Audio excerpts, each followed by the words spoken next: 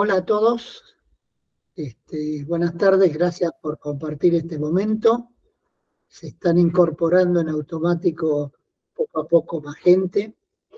El total de los inscriptos son 57, no creo que todos lleguen, pero de todas maneras, bienvenidos. En primer lugar, quiero disculpar a la doctora Acorinti, que tuvo un contratiempo. Por consiguiente, no nos va a poder presentar ni ser moderadora, nos vamos a tratar de moderar entre nosotros. Pablo Sergio Varela lo presento, es abogado y contador, se especializó en Derecho Penal y en Derecho Tributario. Fue y es profesor en varias universidades. La última que recuerdo estaba en Ciencias Económicas de... Está bloqueado. Estás muteado. En Ciencias Económicas no, en la Austral de Derecho. En la Austral de Derecho. Y también estuviste en la Universidad de Buenos Aires. Estoy, sí. Bien.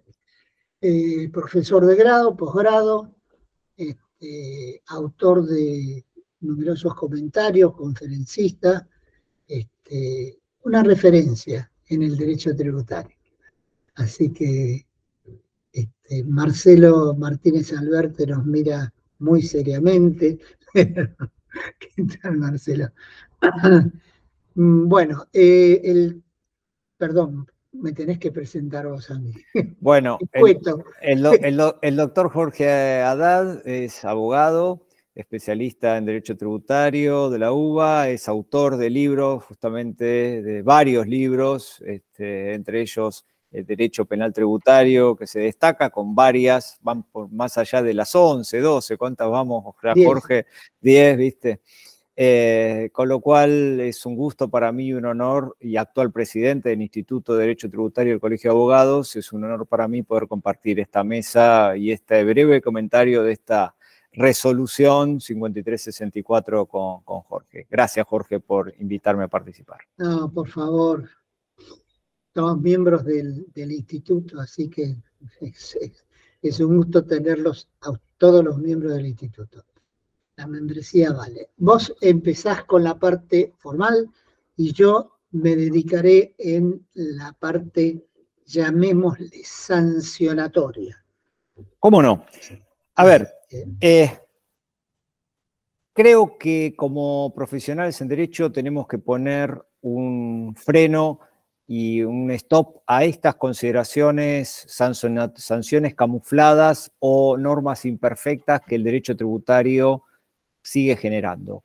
Es indiscutible que el dictado de esta resolución 5364, publicada el último día del mes de mayo, con vigencia a partir del 1 de junio, crea un procedimiento especial de control del cumplimiento de las obligaciones formales y materiales de obligaciones, tanto impositivas como aduaneras como previsionales.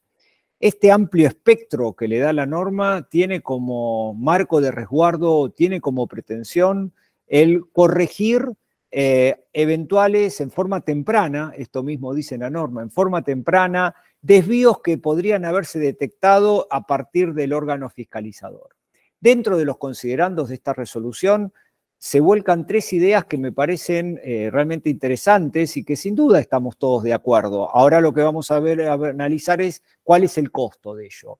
La primera idea es que lo que se busca con esto es optimizar la capacidad operativa y de control de parte de la administración. Nadie más que los ciudadanos pretendemos que esto sea así, sin duda. Otra, contribuir a la mayor eficiencia de la gestión tributaria a su cargo, lógico. Cuando hablan de la eficiencia en el sector estatal, obviamente que todos los compartimos. Y acá viene tal vez el más conflictivo de los puntos y que está dentro de los objetivos, que consiste en maximizar la explotación de los recursos informáticos con cruces de los mecanismos de regímenes de información. Bueno, esto me parece técnicamente bien, pero el problema de esto, ¿cuál es el costo? Porque estrictamente toda esta optimización de los recursos que tiene la AFIP, lo que hace es formalmente estar atentando contra las disponibilidades y contra la situación de privacidad que los contribuyentes tienen, ajustando los cinturones, ajustando las circunstancias a los privados por una cuestión de conectividad. ¿Por qué? Porque como ya estamos acostumbrados a partir de una resolución, que es la vieja resolución 3416, existen controles o fiscalizaciones electrónicas. Bueno, esta nueva norma, este nuevo sistema, cuya denominación es SIACE, que no es ninguna vacuna ni nada que se le parezca, son las siglas de Sistema de Acciones de Control Electrónico. Este mecanismo lo que busca es adelantar lo que conocíamos ya y que está previsto desde el organigrama de la administración y de las normas procedimentales de la ley 11.683, los procedimientos de verificación y fiscalización. Se crea un procedimiento particular cuya mecánica va a estar digitada a partir de los sistemas y a partir de información con la cual se nutren estos sistemas. Y todos estos cruces informáticos lo van a poner al contribuyente en situaciones que ahora vamos a ver, que lo van a obligar a estar atentos casi a diario, diría, y no en pocas horas, digamos, de lo que recibe en forma electrónica. ¿Por qué?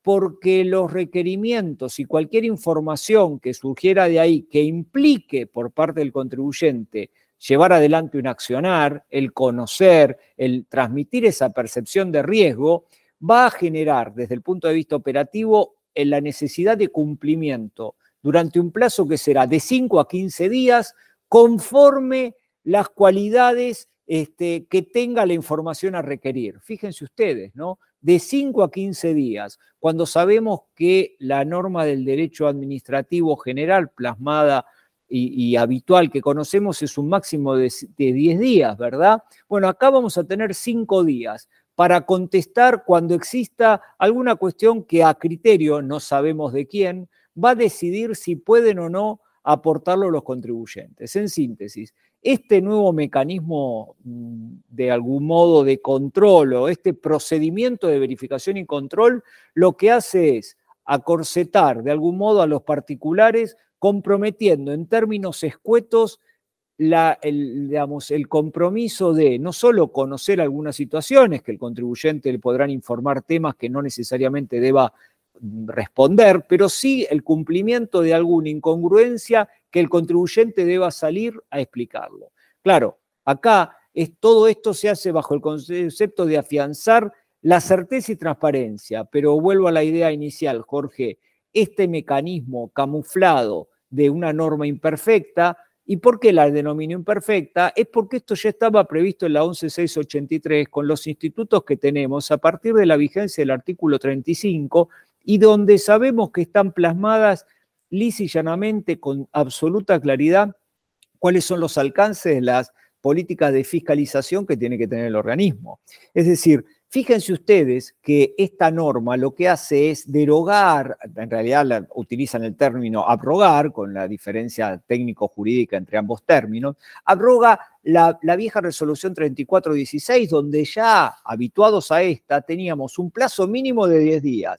Segundo, nos encontrábamos que no refería a sanciones previstas en la propia norma y había situaciones especiales para los contribuyentes en relación de dependencia. Acá hay una uniformidad de contribuyentes a los cuales van a tener que recibir estas notificaciones y estar atentos porque el incumplimiento que se produzca, y vos vas a referirte después, Jorge, al tema, tiene que ver con efectivas sanciones y castigos que aparecen en una resolución general. Esto no es un dato menor. Las sanciones están previstas en materia tributaria en la ley 11.683 y en sus plexos pertinentes es lo que tiene que ver en la materia penal tributaria, ¿verdad?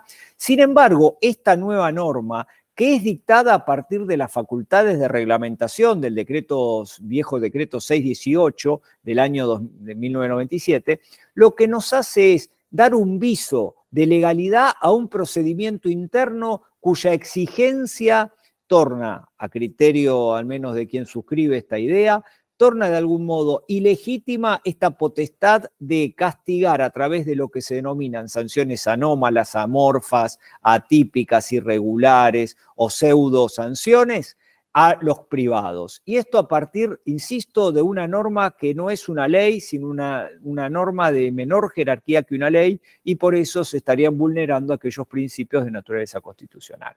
Ahora bien, desde el operativo, ¿esto qué significa? Que vamos a abrir nuestra casilla de correo, vamos a tener nuestro domicilio fiscal, vamos a recibir una notificación.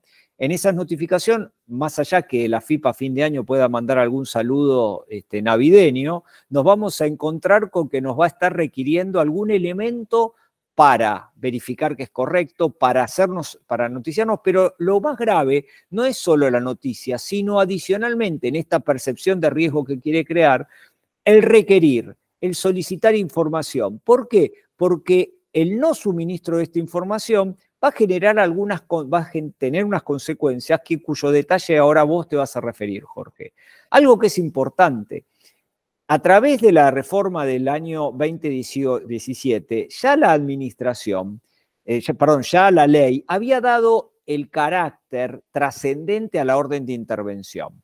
No se olviden que la orden de intervención en materia de fiscalización es un acto sumamente importante porque ese es el hecho administrativo que va a estar determinando cuál es el alcance por periodo, cuál es el impuesto que abarca, quiénes son los sujetos actuantes, va a estar determinando el ámbito donde el Estado puede romper la privacidad desde lo formal y desde lo material del contribuyente a los fines de verificar su cumplimiento. Pues bien, acá no va a haber orden de intervención alguna. Acá vamos a estar recibiendo un mail donde nos van a estar pidiendo información. Y claro, como si no estuvieran las defraudaciones informáticas al día, que hoy te dice, tiene una ejecución de la provincia y te mandan un mail, como lo habrán recibido muchos de ustedes, con datos falsos, y uno tiene que siempre mirar la terminación, ¿no? El domicilio de donde esto surge, porque efectivamente uno puede estar dando un clic para abrir cuál es la notificación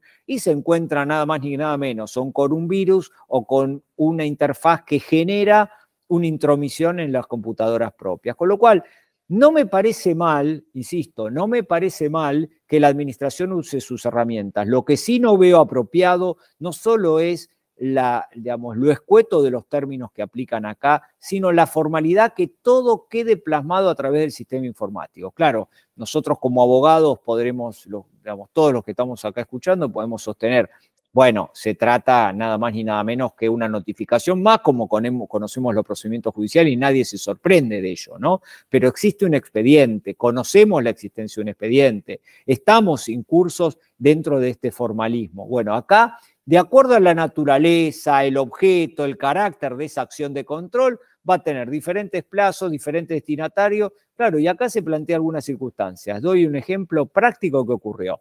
Requerimiento fiscal notificado con orden de intervención, con lo cual estábamos bárbaros hasta acá, orden de intervención, apertura, notifican, pero el requerimiento tenía un problema, no evidenciaba quiénes eran los, donde había que presentar la información, solo había un correo electrónico a mandar.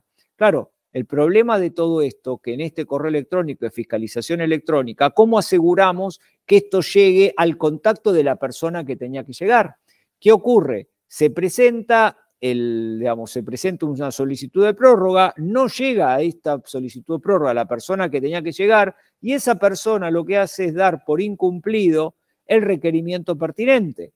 ¿De acuerdo? Con lo cual, libró un nuevo requerimiento y va a haber una instrucción de sumario frente a esta nueva circunstancia. Claro, uno dice, bueno, pero ¿quién estaba firmado? Claro, la persona que estaba firmada, que lo firmaba, claro, ¿dónde la ubicábamos? ¿Cuál era el lugar? ¿Desde dónde se mandaba esto? ¿Cómo hablar físicamente? Uno ya está mal acostumbrado con los bancos, que antes se presentaba, hablaba y ahora te mandan a hablar con una persona que o está en otras latitudes, no digo otros continentes, pero dentro de nuestro continente americano nos encontramos con otras latitudes que lo que uno quiere transmitir es un problema operativo y después de estar varios minutos esperando se encuentra. Bueno, la AFIP se está convirtiendo desde el punto de vista operativo sistémico en algo por el estilo, con los riesgos que esto trae por los incumplimientos que tienen.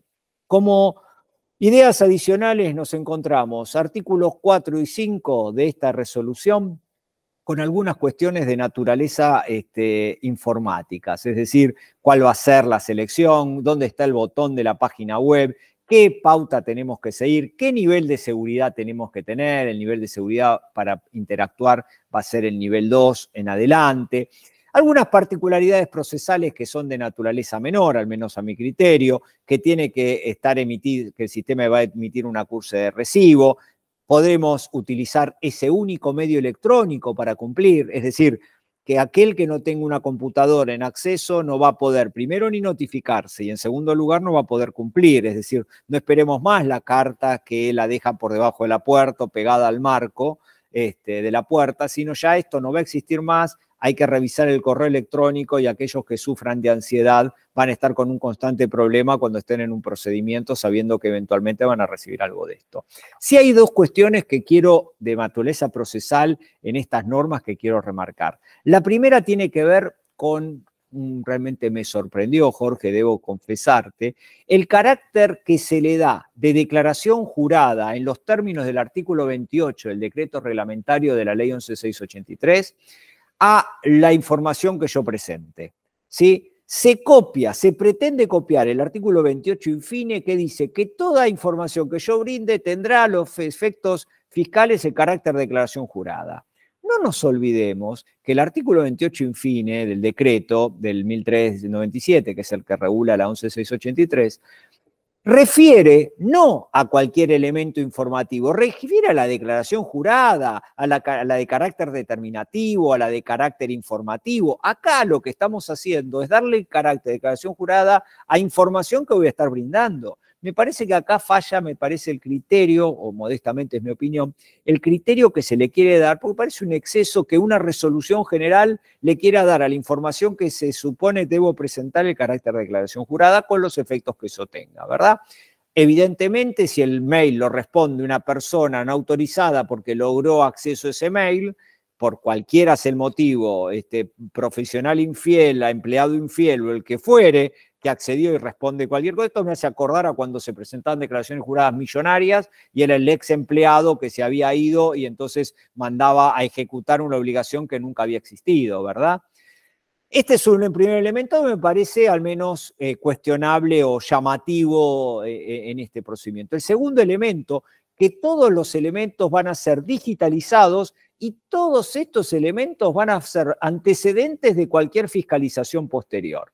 Esta cuestión de estar recogiendo elementos en forma informática no es nuevo, ya lo conocemos. Aquellos que manejamos fiscalizaciones sabemos que nos piden la mecánica, mandalo por presentación digital, no presentación digital. Cuando tenemos una duda, sí, hay que venir a la agencia. Hay algunas cosas que en forma informática pareciera que fueran adulterables y cuando uno los ve físicamente, indiscutiblemente pueden serlo. Con lo cual eso también me parece que es importante, pero lo que sí, estos elementos probatorios que uno esté obligado a aportar, necesariamente van a tener que ser considerados en la posterior fiscalización. Esto en algunos casos que me consta ha sido favorable. ¿Por qué? Porque el proceso hizo que yo pudiera mostrarle a un juez que yo había ya manifestado cuál era la circunstancia atípica y que el problema lo tenía el sistema informático de la AFIP, no en materia comunicativa, sino que los sistemas donde computaban los pagos seguían sin hacer lo que yo pedía que se hiciera. ¿Y por qué no lo hacía? Porque no estaba contemplado, ¿no? Me estoy refiriendo a compensaciones o me estoy refiriendo a algunas imputaciones que el sistema no lo cambiaba y sin embargo el circuito informático seguía generando exigencias y en algunos casos de naturaleza material. Artículo 7, posibilidad.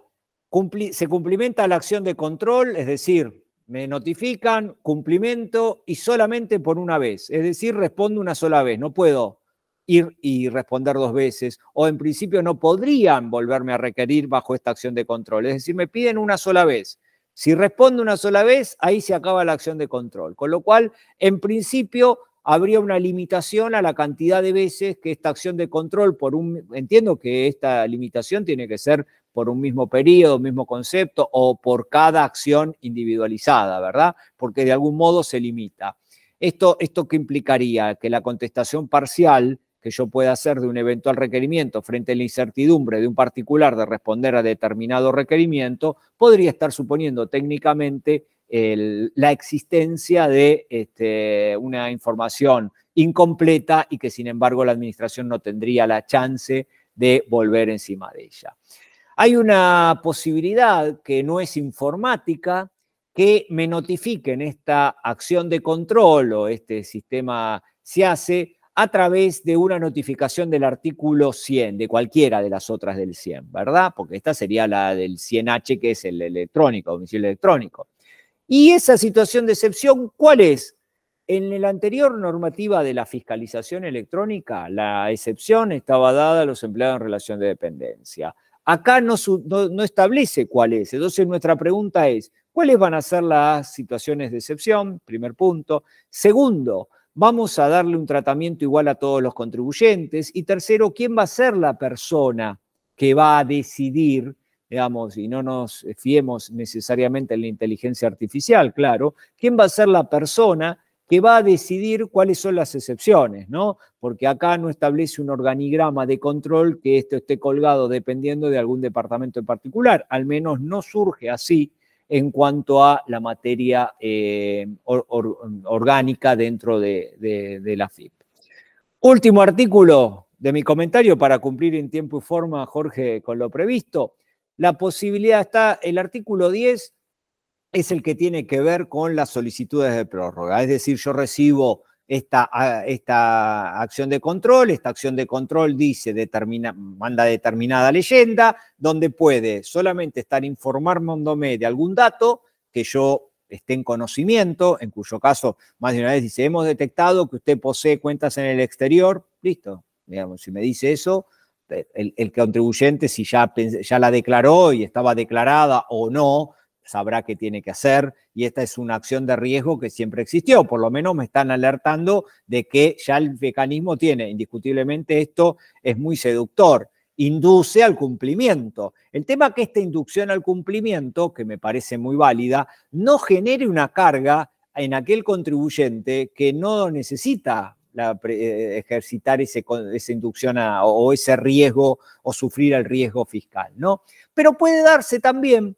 en que esa acción de control constituya un requerimiento, es decir, que estén solicitando aclaración de algún concepto. En ese punto, entonces, ¿qué es lo que vemos? Vemos que el contribuyente tiene una chance, que es pedir prórroga. Claro, entonces dice, pero Pablo, obvio, no es ningún misterio, podemos pedir prórroga. Si me dan 5 días, puedo recurrir, como habitualmente hacemos, a referenciar el artículo pertinente de la 1168, de la ley 19.549, digo, no, escúchame, no me dé 5 días porque 10 es el mínimo que establece, esto lo estableciste vos, lo otro es una norma legal, con lo cual no me alcanzaría. No, bueno, no es así, Jorge, te cuento, o les cuento a todos en realidad. La norma establece en el artículo 10 que solo se va a poder pedir prórroga por el mismo plazo por el cual me están intimando. Es decir, que si me intiman a cumplir en 5 días, mi prórroga solo puede ser solicitada por 5 días. ¿Qué ocurre si no cumplo en los 5 días? Eso se los va a contar Jorge en un rato. Claro, pero acá ¿qué ocurre? ¿Y no puedo pedir 20? No, no voy a poder pedir 20. ¿Y por qué no puedo pedir? Porque la norma formal lo impide. Claro, poder pedirlo puedo. Indiscutiblemente lo que me van a decir es no te lo otorgamos por el incumplimiento de este artículo 10. ¿Qué ocurre acá entonces? La pregunta es, ¿qué pasa? ¿Tengo algún plazo límite para solicitar? Sí, 15 días. ¿Y por qué 15 días? Y porque los requerimientos pueden ser de entre 5 y 10. Entonces, yo con todo esto, y ya para concluir, Jorge, en esta primera parte de nuestra charla para los colegas, es sacar algunas conclusiones. Sin duda, los mecanismos las acciones de riesgo que se lleven adelante son favorables, nadie va a estar en desacuerdo con esto. Ahora, el problema que en las acciones de riesgo, ¿quién es el que asume el costo de esas acciones de riesgo? Es decir, los éxitos de las fiscalizaciones me parece bárbaro cuando encontramos que hay determinados elementos que puedan coadyuvar a todo eso. Ahora, la pregunta es, ¿este riesgo no atenta contra la aparición de planes de pagos? ¿Este riesgo no atenta en realidad contra la existencia de normas que condonen intereses o condonen sanciones? ¿Qué trato de decir con esto? Queremos poner mecanismos de riesgo y por otro lado encontramos mecanismos de alivianan obligaciones fiscales.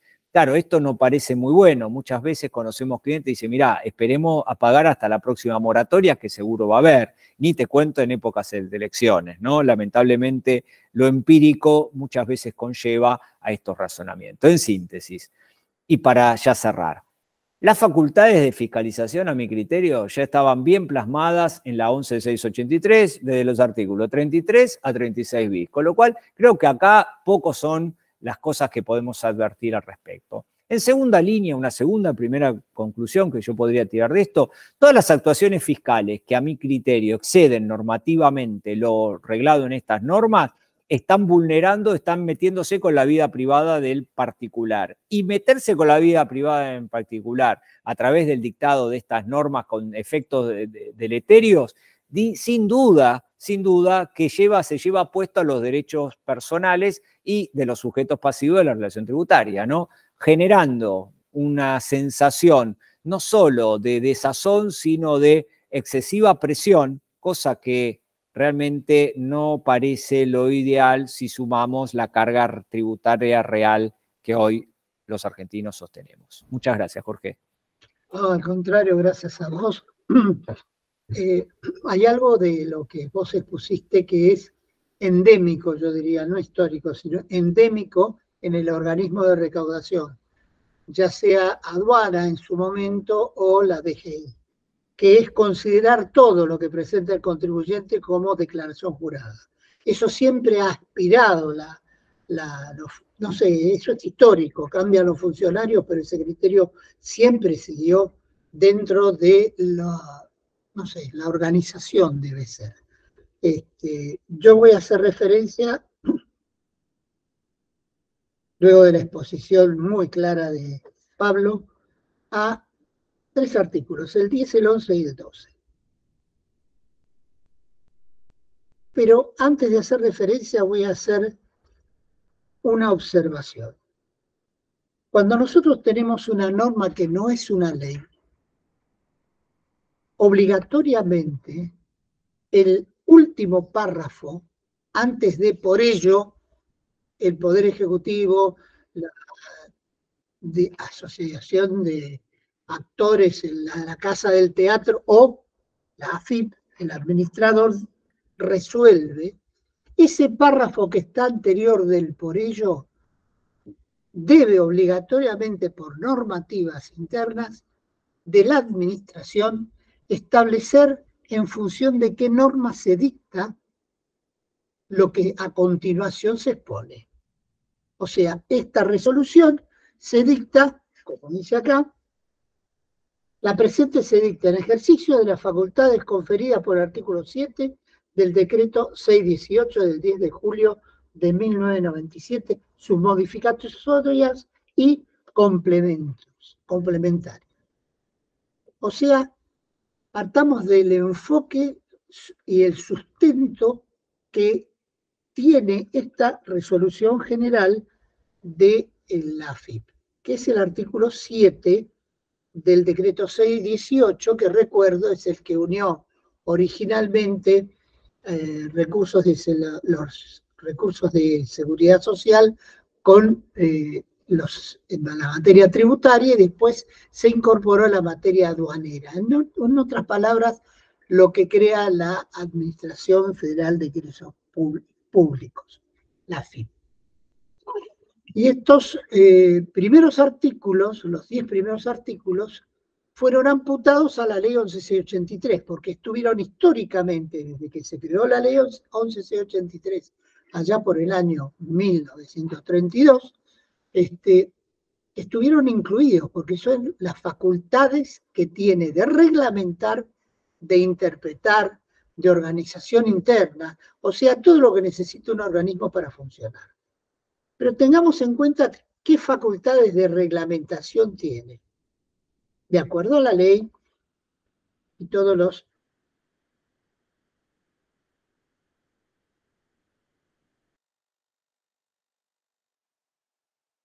Jorge, estás muteado. Jorge, te muteaste. Voy a leer conceptualmente el artículo séptimo con los 11 incisos que tiene para ver dónde ¿De dónde obtiene la AFIP estas facultades?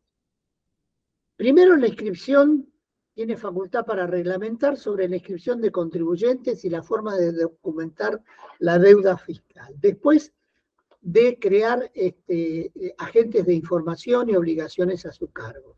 Después, en tercer lugar, la determinación de promedios, coeficientes o índices que sirvan de base para estimar de oficio la materia imponible. Esto es histórico. Cuarto, la forma y plazo de presentación de declaraciones juradas.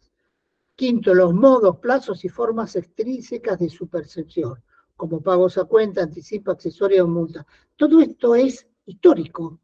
O sea, esto hace al funcionamiento del organismo. Sexto, la creación, actuación, supresión de agentes de retención, percepción e información. Séptimo, libros, anotaciones y documentos que deberán llevar, efectuar y conservar los responsables terceros, despachantes de aduana, agentes de transporte aduanero, etcétera, fijando los plazos hasta dónde los deben mantener. Octavo, deberes de los sujetos mencionados en el punto anterior ante requerimientos tendientes a realizar una verificación, requerir información con el grado de detalle que estime conveniente de la inversión, disposición y consumo de bienes efectuados en el año fiscal, cualquiera sea el origen. Noveno, la suspensión, modificación fundada y con carácter general de aquellos requisitos legales o reglamentarios de naturaleza meramente formal, siempre que no afecte el control aduanero, la aplicación de prohibiciones a la importación, exportación o interés fiscal.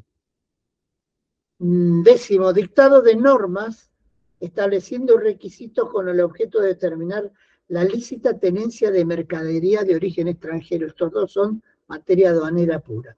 Y el 11, que es la cláusula barredora, como decía, la cláusula escoba, como se suele llamar, para cualquier cosa que quedó dando vuelta, entra en esto. ¿Qué dice textualmente? Cualquier otra medida que sea conveniente, de acuerdo con lo preceptuado en el primer párrafo del presente artículo, para facilitar la aplicación, percepción y fiscalización de gravámenes y control de comercio exterior a cargo de organismos. Y el primer párrafo dice que el administrador está facultado para impartir normas generales obligatorias para responsables y terceros en materias en que las leyes autorizan a la AFIP a reglamentar la situación de aquellos frente a la AFIP. Está claro esto. Las facultades son de reglamentar lo que ya está. Porque si no existe una norma superior, no pueden reglamentar nada. Es la adecuación a la relación fisco-contribuyente, no la normativa general. Si yo hubiera sido abogado del fisco, también hubiera invocado algunos artículos de la 11.683 que son menos difusos que estos que leí recién. Como por ejemplo el 35 inciso H, que dice que la AFIP podrá disponer medidas preventivas tendientes a evitar la consumación de maniobras de evasión tributaria, tanto sobre la condición de inscripto de los contribuyentes irresponsables, así como respecto de la autorización para emisión de comprobantes y la habilidad de dichos documentos para otorgar créditos fiscales a terceros o sobre su idoneidad para respaldar deducciones tributarias, o en lo relativo a la realización de determinados actos económicos y sus consecuencias. Y después se establece un procedimiento de impugnación cuando el fisco actúe en función de esta normativa. También podemos hablar del artículo 114 de la 11.683. El 114, recordemos, establece procedimientos tendientes a incentivar y promover la colaboración directa o indirecta del público en general para lograr el cumplimiento de los deberes formales a cargo de distintos responsables en materia tributaria. Los procedimientos podrán consistir en otorgamiento. Esto fue el fundamento de lotería. No sé si se acuerdan, pero esta norma surgió para darle fundamento a el famoso y tristemente recordado lotería. Estas son las 3 normas que yo encontré. En realidad son 2 normas que yo encontré en la ley 11.683. Ahora, cuando la resolución en el artículo 10 me dice que el incumplimiento del contribuyente responsable podrá solicitar una vez la prórroga. El incumplimiento a la acción de control electrónico que requiera una respuesta, porque ahí tenemos que considerar que podemos recibir una acción de control electrónico que no requiere una respuesta. Como dijo Pablo hoy, una felicitación para fin de año o una invitación a incorporarse en una moratoria, en un régimen, o como normalmente se han recibido, tenemos una inconsistencia, le aconsejamos que la rectifique. Una cosa así, con 3, 4 párrafos, pero que no dice nada, absolutamente nada. Esas no serían las que no requieren respuesta. Pero las que requieren respuesta, si no son respondidas en el plazo, incluyendo la prórroga, si existe,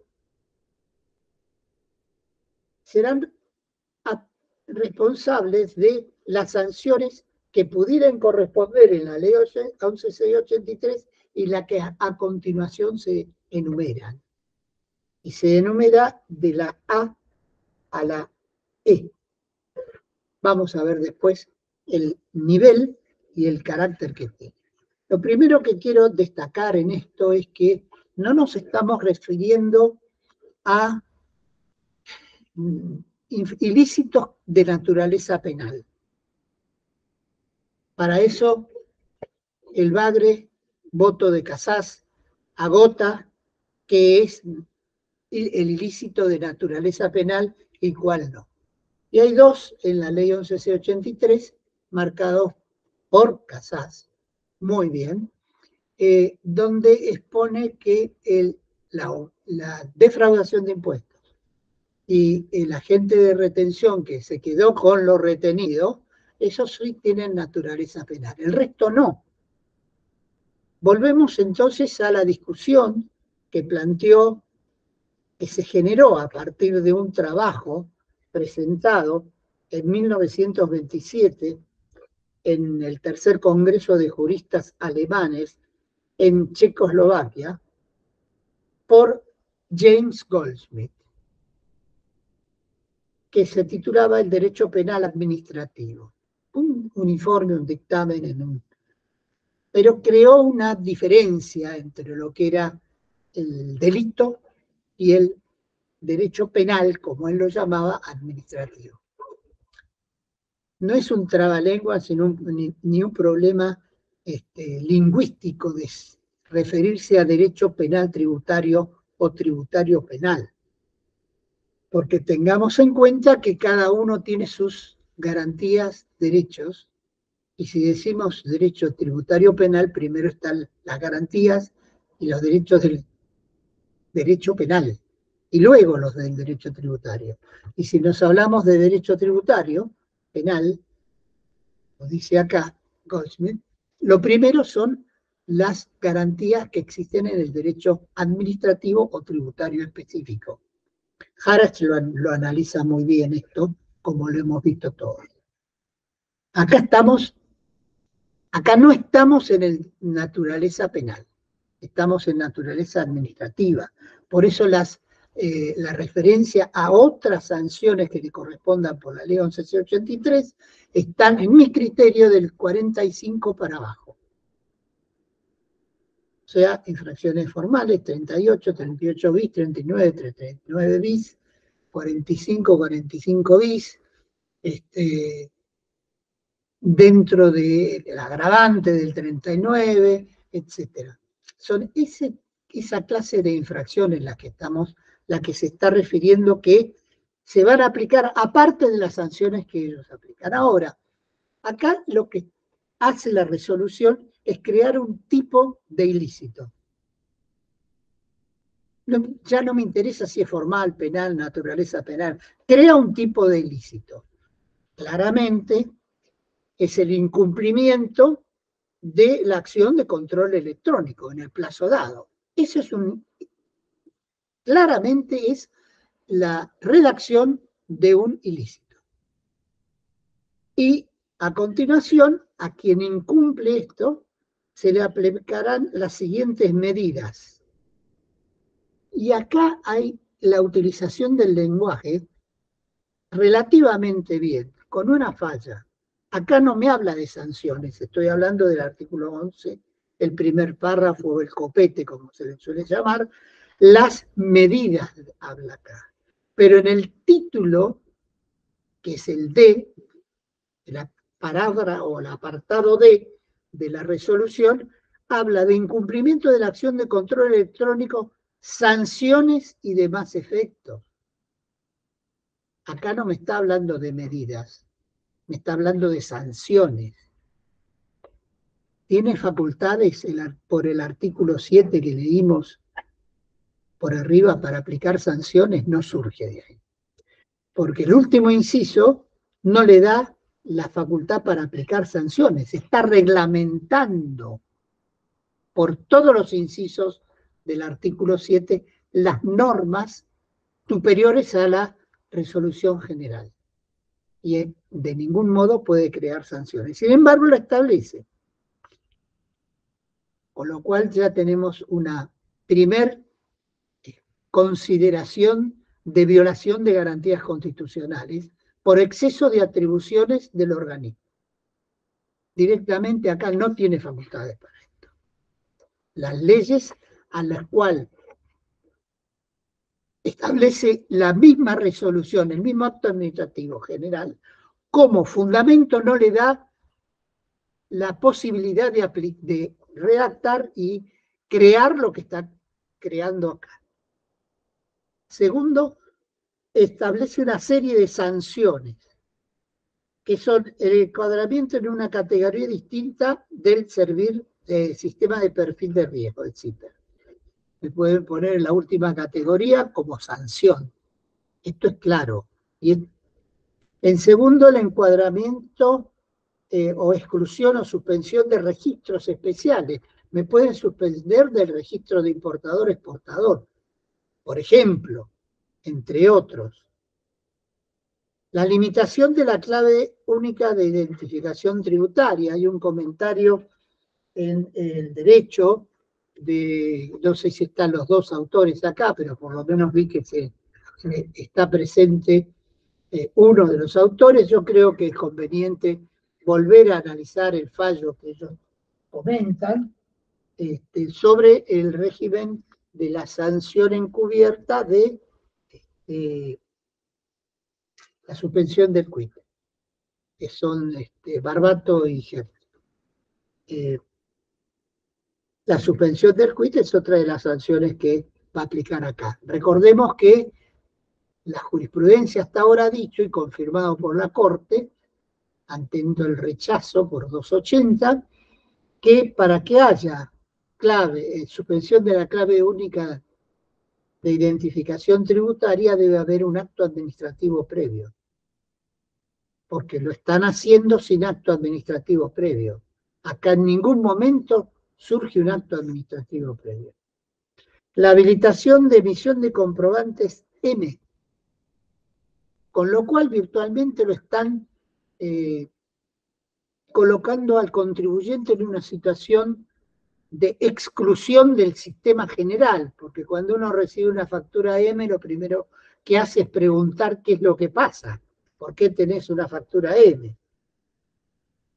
Y la última sanción es la consideración especial, con lo cual me están diciendo que pueden variarla, de el sistema o la capacidad económica financiera que tiene el contribuyente.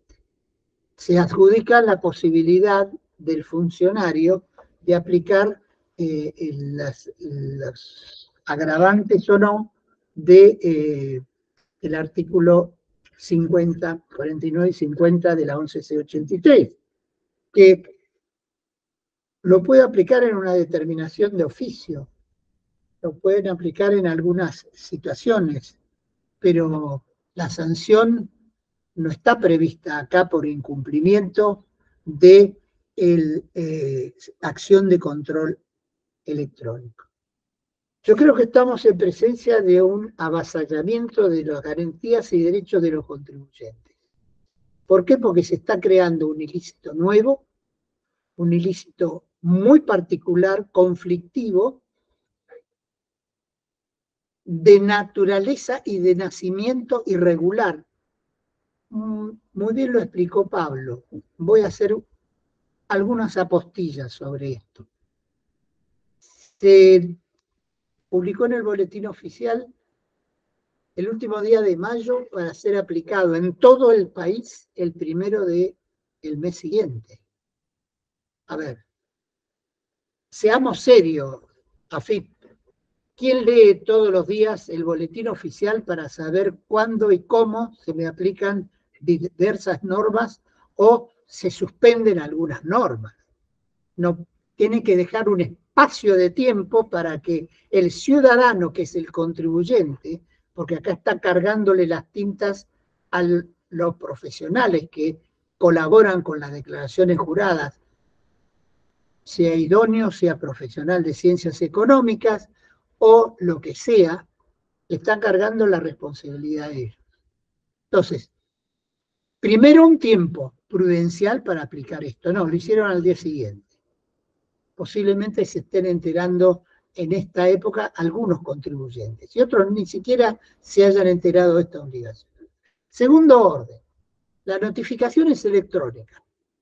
El primer comentario que yo recuerde sobre los problemas que va a generar la notificación electrónica era de Susana Camila Navarrine, en una revista del derecho tributario de la editorial La Ley, cuando empezó a surgir esto y planteaba todos los problemas con la claridad que es habitual en los escritos de Susana Camila Navarrine. Por algo el instituto tiene el nombre de ella, ¿no? No es feminismo, es la realidad. Es la última de las doctrinarias y tributaristas de una camada de excelencia. Ella planteaba este tipo de problemas. ¿Por qué? Entre otras razones. Primero, porque no todos tienen acceso a Internet. Que yo conozca, salvo la provincia de San Luis, que es muy relativo, pero que le brinda acceso a Internet libre a todos los ciudadanos en la provincia de San Luis. Yo lo he probado, es muy lento, pero no existe. En las otras provincias, y son unas cuantas las otras, no existe un acceso general, público. Bueno, podemos tener uno privado, perfecto. Pero en todas las zonas hay uno privado solvente o sustentable. No. Yo he dado clases en Santa Fe, en Salta, en Neuquén, en Puerto Madryn, estoy haciendo en Mendoza, Córdoba, en la trayectoria que tengo, y en todos los lugares he escuchado que el profesional, el contador esencialmente, el que liquida impuestos, empieza a trabajar después de la cena. O sea, a partir de las 11 de la noche se sientan en la computadora y empiezan a trabajar. ¿Por qué? Primero porque el sistema que tienen ellos es débil. Es débil. Y segundo porque en el horario normal de trabajo el sistema de la AFIP está colapsado. Con lo cual pueden empezar un trámite y se les cuelga y quedan en el aire. Esto no lo sabe la AFIP. Esto lo sabe la AFIP. Claramente lo sabe la AFIP. Tiene pleno conocimiento y es un impedimento real, fáctico, para poder aplicar de la forma como se pretende aplicar esta norma. Son cuestiones de hecho. Es no legislar desde un escritorio enfrente de la Plaza de Mayo. Es tratar de legislar y tener noción que vivimos en el 8º país en extensión del mundo y que hay que tener ciertas precauciones cuando hacemos una aplicación, aunque sea por 40 días o le hayan dado 2 meses de vigencia, de no vigencia de la norma. ¿Para qué? Para ver si todos los contribuyentes están en condiciones de tener acceso. Entonces, estamos hablando de cuestiones que exceden el derecho penal para ir a un tema que podríamos decir que está casi en extinción, que es don sentido común. No existe más ya el sentido común para este tipo de normas y para este tipo de avances. Esto es, estamos hablando entre abogados, y como dijo Pablo, y estoy totalmente de acuerdo, acá los abogados no nos podemos quedar mirando para otro lado. Tenemos que actuar dentro de lo que cada uno pueda actuar o hacer. Como dijo recién, cuando le digan 3 días, diga tranquilamente, señor, la ley de procedimientos administrativos aplicable supletoriamente a todo el primer libro de la 11C83 establece un plazo mínimo de 10 días. Entonces no acepto los 3 días, sino que exijo 10. Exijo 10, exijo el cumplimiento de la ley y nosotros somos los encargados. Acá el tipo penal establecido es una infracción que creada por el propio organismo mediante un sistema propio. Llamémosle los tipos de ilícito, el tipo penal, el tipo sancionatorio, tiene que estar creado por ley. Recordemos que la Constitución Nacional prohíbe al Poder Ejecutivo dictar decretos de necesidad y urgencia en materia electoral, penal y tributaria. Y acá estamos en eso, en ese tema tan álgido que esta resolución la vulnera por todos lados. Yo creo que no resiste un análisis concreto por falta de fundamentos o por falta de facultades para poder implementar un ilícito y sanciones, y la creación de sanciones.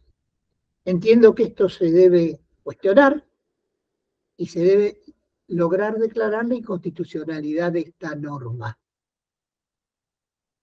No me importa y no estoy de acuerdo, pero puede funcionar hasta el artículo 10. Pero del artículo 10 en adelante, que es la creación del tipo penal y las sanciones que se le aplican a continuación, son inconcebibles en mi criterio. Hay una línea que en este caso la AFIP ha transgredido evidentemente. No sé si hay algún comentario o pregunta en el chat. Veremos. No daría lugar a que se plantee el recurso de inconvencionalidad en sede administrativa. Se puede que ámbito tiempo es viable o hay que esperar agotamiento de la vía administrativa.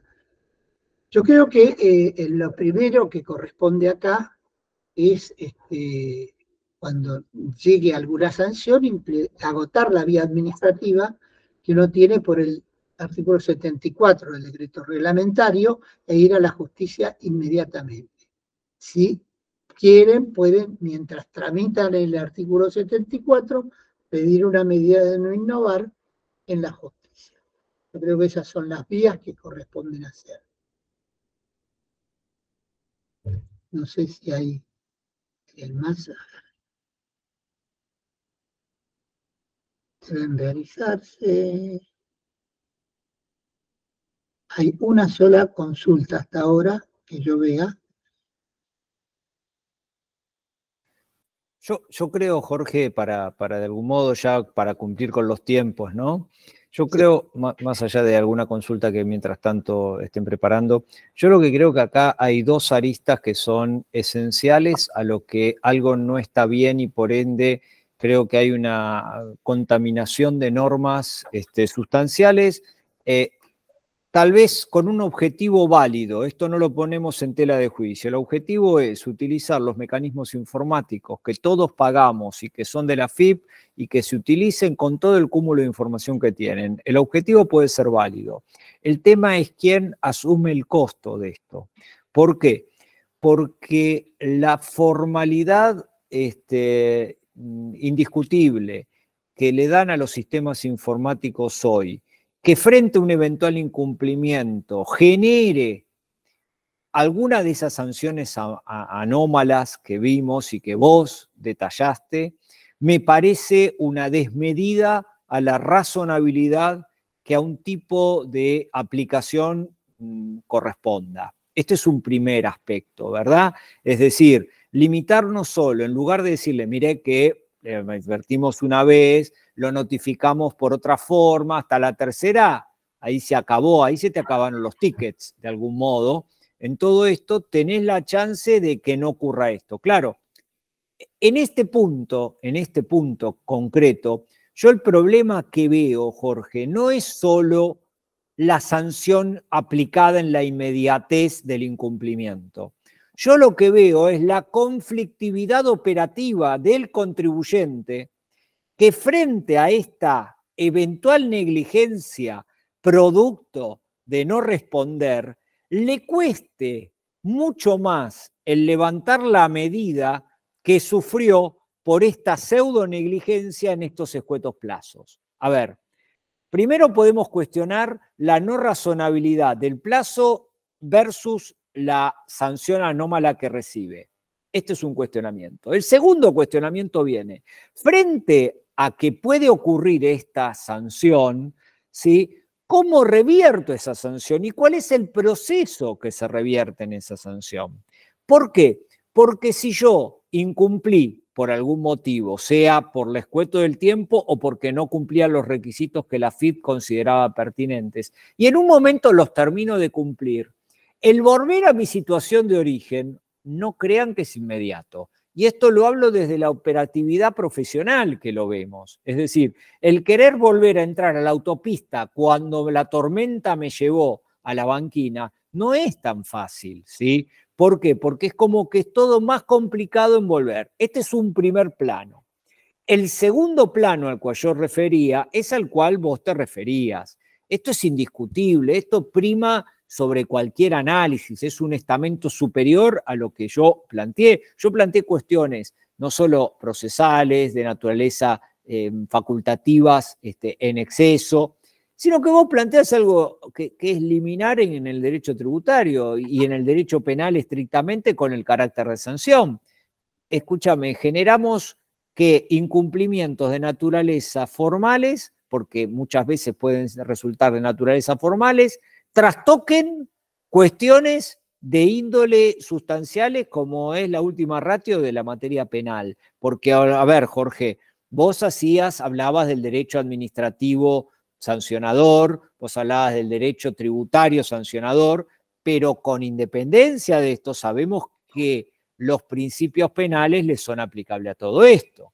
Esto nadie lo duda, que recurrimos a esto frente a la defensa de estos puntos. Entonces, me parece que acá, además de la desmedida de la sanción en relación con la conducta agredida o la chance que tenés con la conducta agredida, creada siempre a través de un mecanismo de presión y de riesgo objetivo, se transforma en una inconstitucionalidad manifiesta en una pirámide jurídica elemental básica, ¿no? Creo que cualquiera que incluso no sea abogado puede reconocer que tendríamos que, los sistemas no pueden estar por encima de la Constitución o de un código penal o de los principios penales, ¿verdad? Esto es lo que me da percepción de todo esto y de lo técnico. Y repito, con ninguna crítica más allá del interés de decir, ¿por qué no ponemos los caballos y después el carro, ¿no? En todo esto. Aparte, Pablo, acá hay algo que omití decir en la exposición. Este ilícito y las sanciones respectivas están contempladas en la 11683 cuando se refiere a la resistencia pasiva. Ya la figura está en la ley. ¿Por qué lo tienen que crear acá de nuevo? ¿A título de qué? Y tengamos en cuenta que la resistencia pasiva, por los excesos de la DGI en su momento, en la misma 11683 se establecieron pautas mínimas para el requerimiento que le hace la AFIP al contribuyente para que el incumplimiento se considere resistencia pasiva. Entre ellos está el plazo.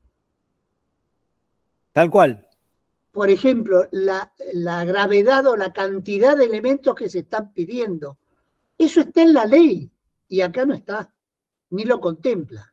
Entonces, si está en la ley, ¿por qué no remiten a la ley directamente? ¿Por qué crean esto, que es un engendro? Teniendo la aplicación de la ley, hagan referencia al artículo respectivo, el agravante y ahí están, era suficiente con eso. Y estaban dentro de la normativa constitucional, legal, correctamente hecha. Bueno, yo creo, Jorge, salvo mejor opinión, y no sé si alguien tiene algún otro comentario, que el objetivo de esta charla era solamente, más que traer a luz algunas normas, simplemente mostrar como abogados el conflicto que la práctica tributaria conlleva. Exactamente. Si no hay, al no haber en el chat, no veo mayores inquietudes. Les agradecemos nuevamente a todos la asistencia. El 1 de agosto, vía Zoom, vamos a tener otra charla, la primera del segundo semestre, que es relacionada con la resolución 5.379, que regula la tramitación de los oficios que van a la AFIP. Esto interesa a toda la matrícula. Hay una regulación especial mediante una resolución de la AFIP para el diligenciamiento de oficios. Y ahí sí están utilizando el sistema de algoritmo y relaciones internas para poder contestar en un plazo razonable la cantidad enorme que reciben de todo el país de oficios. Así que los invito también a presenciar esa charla que va a ser por Zoom. Muchísimas gracias, Pablo. Muchas gracias a todos los que asistieron y espero que haya sido de satisfacción de todos.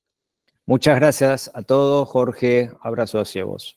Chao. Gracias, Iván.